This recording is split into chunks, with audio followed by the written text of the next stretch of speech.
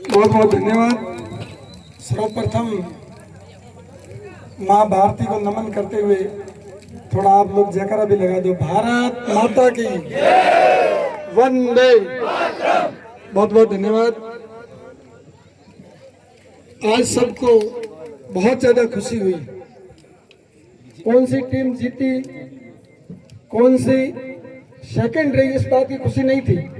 खुशी इस बात की थी कि आयोजन पूर्ण रूप से सफल हुआ और सफल आयोजन के जब पटाखे फूटने लगे तो यहाँ की जो जिस प्रजा ने सुना उनका भी दिल खुश हुआ। आज समापन के इस अवसर पर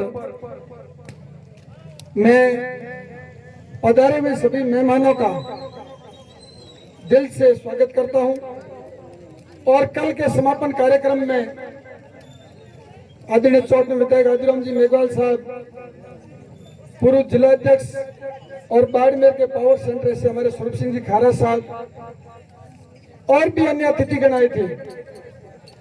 तो उस समय अंतिम मैच के अंदर थोड़ा दर्शकों को इतना आनंद नहीं आया, इसी वजह से ये आज दोबारा मैच हुआ। तो मैं इस आयोजन कमेटी का दिल से आभार प्रकट करता हूं। उनका दिल कितना बड़ा है। इन्होंने 2 मैच करने के जितना, चाहे आर्थिक हो, चाहे शारीरिक हो, चाहे बौद्धिक हो, इन्होंने 2 मैच या 2 टूर्नामेंट करने के जितना इन्होंने प्रयत्न किया, मेहनत की और अंत में इन्होंने सफलता हासिल की। इसलिए मैं कमेटी को बहुत बहुत धन्यवाद देता हूं। कांग्रेचुलेशन। कहते हैं जिस देश के अंदर खेल के मैदान ज्यादा होते हैं उस देश के अंदर अस्पताल बहुत कम होते हैं। जिस समय शिक्षा नहीं थी उस समय भी हमारे पूर्वज खेल खेलते थे और उस समय ऊंच नीच और भेदभाव होता था, लेकिन जब खेल के मैदान के अंदर उतरते थे तो ऊंच नीच और भेदभाव पूर्ण रूप से खत्म हो जाते थे और खेल की भावना से खेल खेलते थे।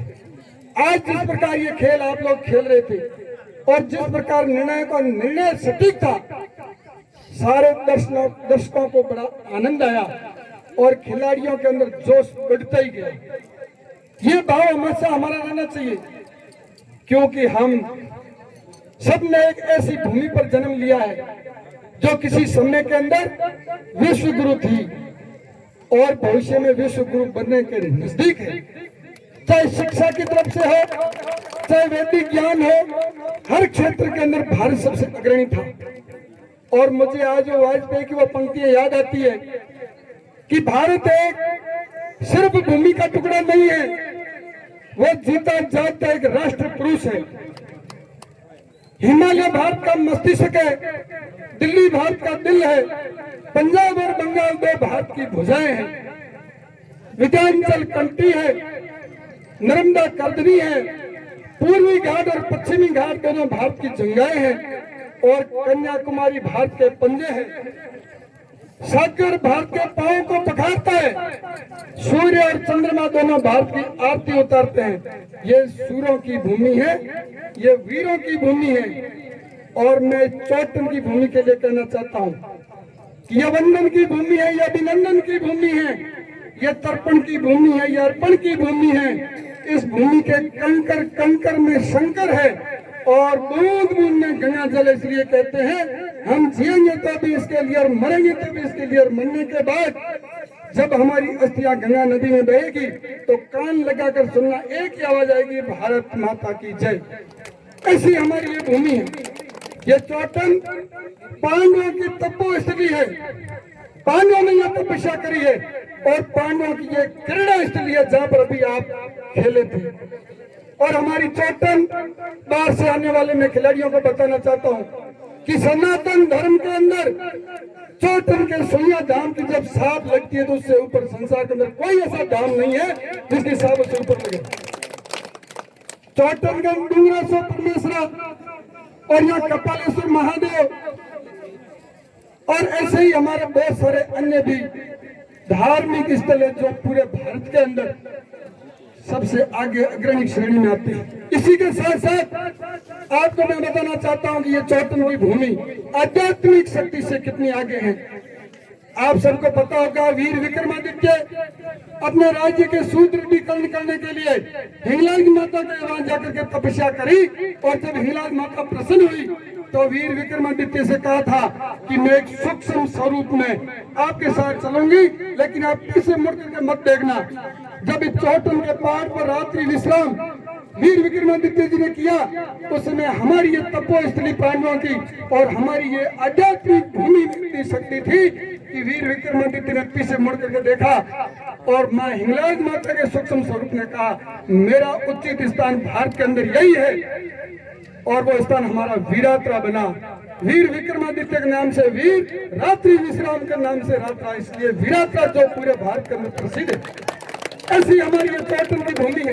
आप भी हो भाग्यशाली हो जब पांडवों ने अपनी क्रीड़ा स्थली बनाई, उसी स्थान को आपने भी क्रीड़ा स्थली बनाई। इसके लिए आपका बहुत बहुत आभार और आपको कांग्रेचुलेशंस। आप इसी प्रकार खेलते रहे, आगे बढ़े।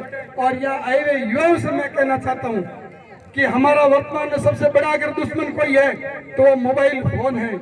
आप मोबाइल फोन को समय कम दें, इस खेल के मैदान के अंदर समय ज्यादा दें, ताकि आपका शरीर स्वस्थ रहेगा। आपसे प्रेरणा लेकर के बहुत सारे युवा खेलने के लिए तैयार होंगे। और इस कमेटी का मैं आभार प्रकट करता हूं कि इस भूमि को इन्होंने पवित्र कर दिया। यहाँ पिछले 2-3 रात से कितने महानुभाव और ये मातृ शक्ति भी रात को 12 बजे तक यहाँ खेल देखने के लिए आए हैं। मैं इन सबका आभार प्रकट करता हूँ। मातृ शक्ति का भी आभार प्रकट करता हूँ कि इन्होंने अपने कोख में से ऐसे वीरों को पैदा किया है। अभी जो नीट के एग्जाम के अंदर जो सफलता हासिल की, उसके लिए मोहन जी इनाम दे रहे हैं, पारितोषिक दे रहे थे, तो ये भी एक प्रेरणा के स्रोत है। और मैं उम्मीद करूंगा कि हमारी इस भूमि के अंदर पैदा होने वाला हर व्यक्ति वीर जवान सपूत है।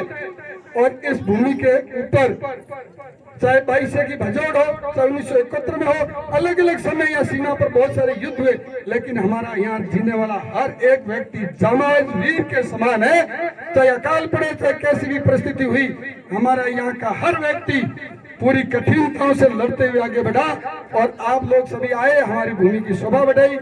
जीतने वाली टीम को मैं धन्यवाद देता हूँ और आगे भी उत्तरोत्तर आप प्रगति करें। और जो टीम सेकंड आई है उनको मैं कहना चाहता हूं कि आपका प्रदर्शन बहुत अच्छा था, लेकिन आपको और मेहनत करने की जरूरत है। हम सभी लोगों ने खेल से ये सीखा कि समय की कितनी कीमत होती है। 1 सेकंड अगर पलक झपकते ध्यान नहीं रहा तो पूरा मैच बदल जाता है। ये हम सब लोगों ने आपसे सीख लिए। इन्हीं शब्दों के साथ मेरी वाणी को विराम देते हुए मैं आयोजन कमेटी का आभार प्रकट करता हूं कि इन्होंने हमारा मान सम्मान दिया, हमको बार बार बुलाया। और मोहन जी का